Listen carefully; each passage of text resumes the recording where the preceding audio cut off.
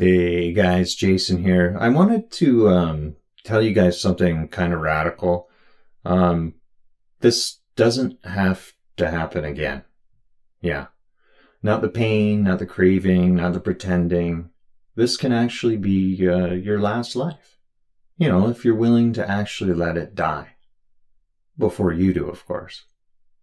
We think that death is something that comes at the end. But for the yogi, for the seeker of truth, death is an invitation now. Yes.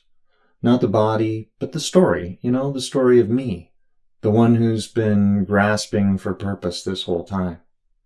The one who's been fighting for control, clinging to praise, running from loss, wanting something more, whatever that is, whatever that story is.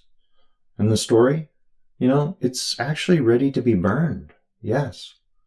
Look at it this way. The Bhagavad Gita says this: he who sees action in inaction and inaction in action is truly wise. Such a person has transcended the cycle.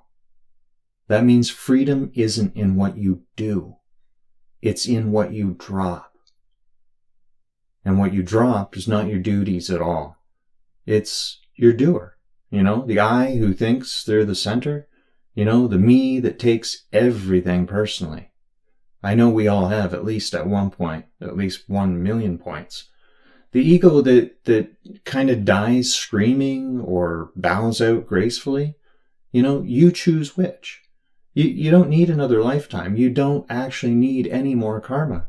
You don't need to fix it. You don't need to heal it. You don't need to earn your way out of it. You're already standing in the light. You just have to let the shadow identity burn. Let it burn away. The false self, the actor who thought they were real. I've discussed this before, but, the spiritual seeker who kept climbing imaginary ladders, to a heaven already within. That one, let them dissolve. Now, like right now. You see, rebirth isn't just about bodies at all. It's about identification.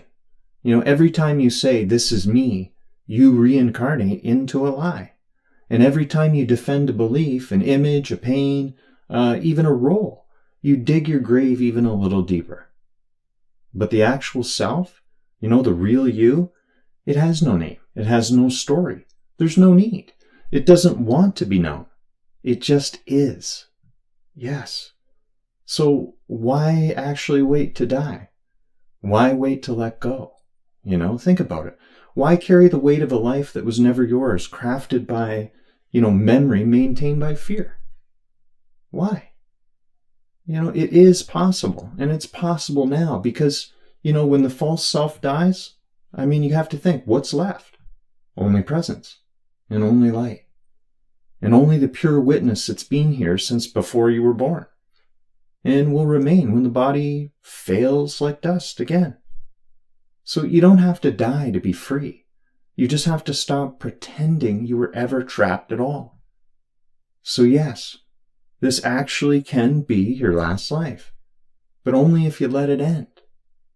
Not your breath, not your identity, not even you've been feeding, defending, and polishing.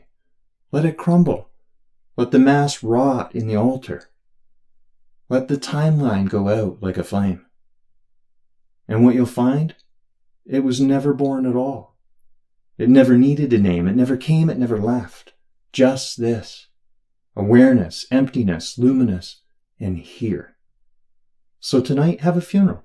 Say goodbye to the role. See ya. Cry if you want.